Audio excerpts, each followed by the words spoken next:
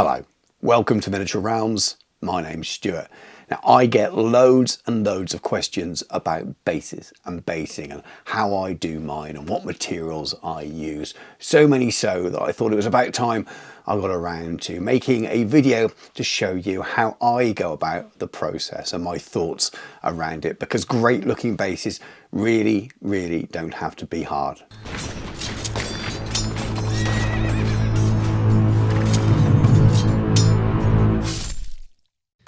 Miniature Realms is proudly sponsored by Counter-Attack Bases. They stock a wide range of counters, gaming aids and movement trays for multiple game systems and offer custom items to suit your club or even your podcast or YouTube channel. Check out the link in the video description. Right off the bat, I'm going to say I'm not going to be demonstrating a multitude of different basing techniques, different ways of doing it, sticking sand to a base and showing you that method, just using flock, just using tufts, etc. I'm going to be showing you what I do, my ethos, my methods, and what I've got used to doing over a number of years now. And I kind of settled into this. And yes, it will change as I change as a hobbyist, but there is a sort of overriding theme with all of the things I'm going to show you in this video. Some different products, but products that are just semi different colors, that kind of thing. So don't expect a wide range of different things. Don't leave comments saying, but you didn't show me how to use this method or that method. I'm showing you what I do because I'm happy with the way it works. It may not be for you, but I think a lot of people can take some stuff away from this and maybe being shown some products that they haven't seen before. Now there are a lot of things on my desk right here, and this isn't a kit list to go out and buy stuff, but I wanted to show you some of the tools and things that I've sort of gathered over the years or started using. You will only need, if you want to copy some basing here, or one of the basing textures, one of the washes, one of the sets of pigments, and your choice of tufts, etc. This is just to give you an example of the kind of range of things, and this is just scratching the surface. There's so much more that these companies do, but I've got some Vallejo basing textures here, and we'll go over these in a bit more detail. I've got some AK things, which is essentially the same kind of products. I've started using these more recently, and I think they are slightly better in my opinion, apart from the odd one or two things. I've got some oil washes, which I love from Scale 75, but increasingly getting harder to get. And I've started to use some more enamel washes that work very much the same way. I have pigments, again, more AK now than Vallejo, but there are lots of different brands out there. I have tufts, again, pick your own favorite brand. I really like these from Warpaint Figures in the UK, and I've got used to using 2mm when I did smaller scale things, but they work so well with larger miniatures anyway, so they're great.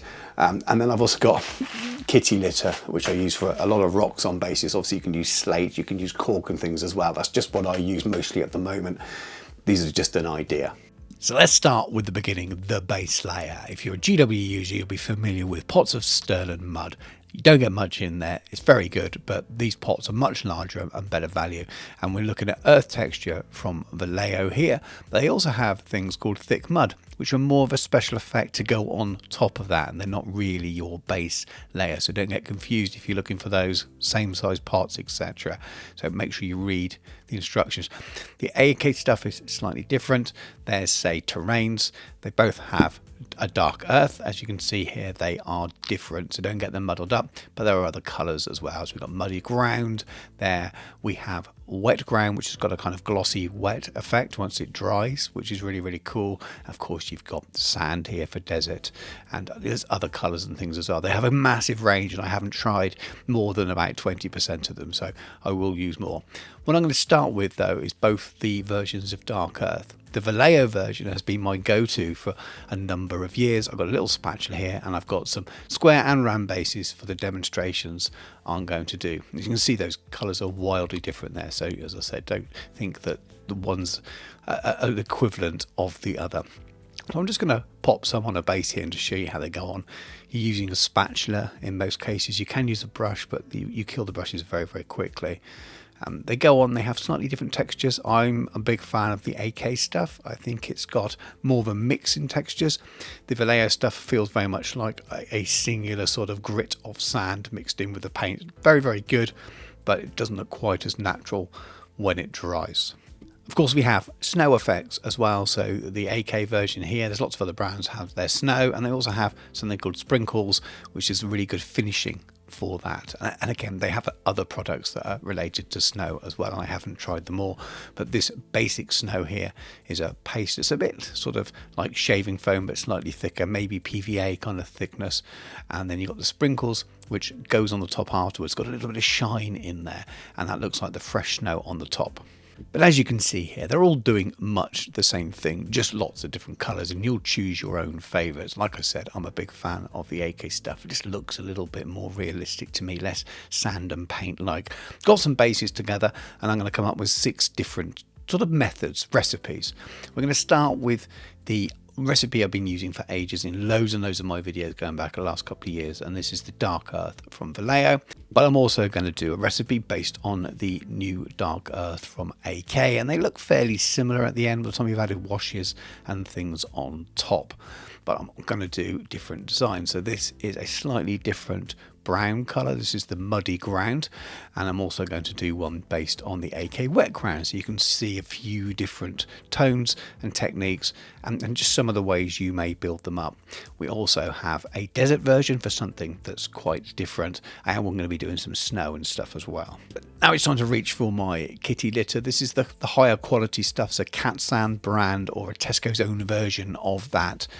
It's kind of fairly porous, lots of holes, sucks in the paint really quite nicely, but means you can paint them at the end when you add washes and things, which is what I'm going to do here. Now these are scale 75 oil washes, and this one is grease, which was my old go-to, and I loved it, but it's just getting really hard to get hold of. And what I'm doing here is kind of replicating the basing you've seen on a lot of my painting tutorials if you're a regular viewer throughout the last couple of years, but it's getting harder to do because I can't get hold of this stuff. And now I found the AK, and I quite like it. Now this is wood, and I'm doing a 2-to-1 mix with AK thinners, and that gives me a nice thin wash to do something similar to what I just did with that oil wash. Again, starting with the kitty litter, and then I spread out throughout the rest of the base afterwards. It's just giving it a light sort of filter all over, going into that texture so it doesn't look quite so flat. For the next one, I'm using Wash Dark Brown. I'm actually going to be using it neat rather than thinning it. I want to show you the difference. These enamels from AK are really, really strong in pigment, and it surprised me how strong they are, which is good in some ways because it means they go a lot further. You can thin them, but it does mean you're not using things directly out of the pot. And now we move on to the same colour again, but this time I am thinning it, and again I'm going for a 2-to-1 mix, and that will make up the 4th recipe, and just an all over coat here. And the reason I'm doing these all stage by stage is so you can see how you can build from similar colours and build up to different finishes at the end. For the wet ground, I'm only just putting a couple of touches on there, not too much, because I don't want to completely take away the effects of the wet looking mud. Again, I'm using that same mix we saw for the last couple. A different enamel paint again. This is for DAC vehicles, meant for World War II. Again, a 2-to-1 mix. It's much yellower, so much more sepia, and it's great then for desert. Starting with the rocks, going on there neat, out of the pot, and then I'll move on to my mixed version just to blend out afterwards. You can really see the difference with the thinned enamel as opposed to the neat stuff that I put on the rocks, and while it's still wet here, you can just see it blends out. It just tones down a little bit. Now it does make it look quite dirty, but with all the pigments we're going to add in a few moments, it will really change the look. So this is Vallejo Light Sienna, and just flicking the excess off here with an old brush, brushing it directly onto the base. You have to make sure that your enamels are fully dry, your oils are fully dry. Again, this is that basing technique that I've been using on so many of my videos, and so many of my armies, my dwarf army and things like that, have all been painted using this. I blow the excess off, and that's it. It doesn't come off. You could seal it if you want to, but it will change the way it looks, but it's all in the detail. These are AK pigments, and we have dark earth and Europe earth, and I'm doing a little bit of a mix, and this is my sort of favorite method at the moment. These are a little bit more moist, if that makes sense, for something like a dry pigment, but they tend to not be so light and blow away as much, so you can push them into the detail on the bases even more, so they come off even less, but you can blend them together a little bit like I have there, and you get this really nice effect.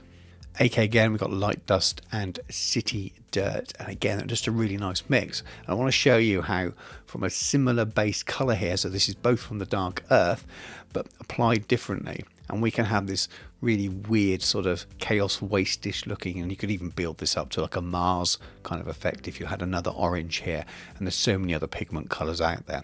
So again, brushing it all in, blowing the excess off, really making sure it's in that detail so that it doesn't just come off on your hands, and you'd be surprised how well it just sticks there.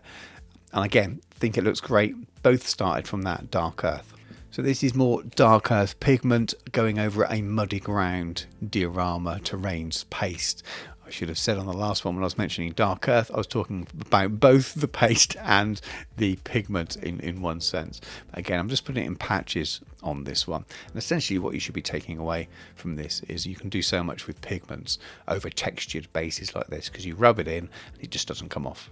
So we're skipping the wet ground. I don't want to put any of that dry pigment on there. I want it to look wet, otherwise you mess it up with these dry pigments. And this is sienna soil and North Africa dust. Much lighter colours, and this is why I wasn't worried about any of those enamel washes on this making it look dirty, because by the time you've added this back in, you get this really nice kind of slightly dirty, dusty, deserty look. And again, you can pick different pigments. You can pick a very bright yellow here to have a very different looking desert, but I think that looks great and perfectly suitable for multiple desert themes. Now at this stage I add tufts. These are all the wall paint ones. These are summer for this one, but again, it doesn't really matter what colours you're using. It's just making sure that they match the theme of your basing. So use the brands you like best, use the colours you like best. Spring are going on the next one. I just quite like the way they look with this brown, but again, it's a very much a personal taste thing. These are dead grass, which I think they look a little bit wacky and really add to that effect with this base with a weird orange soil. That could be chaos waste for your Warhammer fantasy, or like a Mars or something like that. These are autumn, slightly darker, richer colour. I'm going to make this more like a woodland style base. I'm going to have some leaves on there in a moment, so this more luscious, moist grass suits this really well. Then we have winter here, because this one is going to be my snow base, and we'll come back to that in a short moment. A little bit less amount of tufts on this, because I'm going to put some of that snow that we saw at the beginning on it, but enough just to add a few effects on there. And then as we move on to the desert, I don't know the name of these tufts. They weren't in a packet anymore, and they're not from the wall paint figures, but again, they look pretty suitable for a desert theme. These are some little leaves that I've had for probably 15 years or so from the Leaf Company, I believe, but there's lots of leaves like that. Little bit of white PVA glue, and then I just sprinkle them on or use some tweezers or something like that to place them where you want them. But again, really, really simple. I'm not doing anything that's technically difficult in any of these. There's lots of stages, I'll give you that, but nothing is technically hard. You could teach anyone who to do this, even if they've never painted a miniature before. Now we're on to that snow. So we start with that base layer first, the regular snow. Slap it on, and when it dries, any peaks tend to soften out, so it looks like snow drifts a little bit.